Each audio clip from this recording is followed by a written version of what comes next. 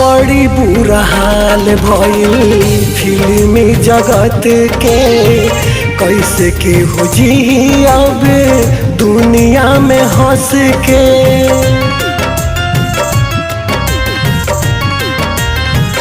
हाँ, बड़ी बुरा हाल भइल फिल्मी जगत के, कैसे के हो जी अब दुनिया में हंस के। अब फिल्मी लोग दुख बड़ी दिहले हो, अब फिल्मी लोग दुख बड़ी दिहले हो।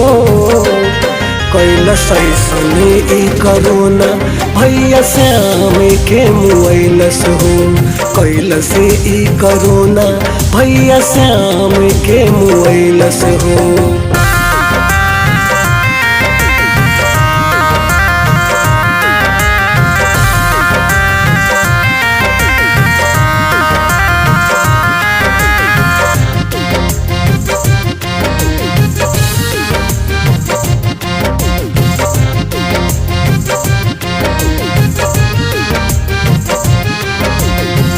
रोताड़ लोग आज फिल्मी जगत के, केहू नाही सूती आज लोग वाहो रात के।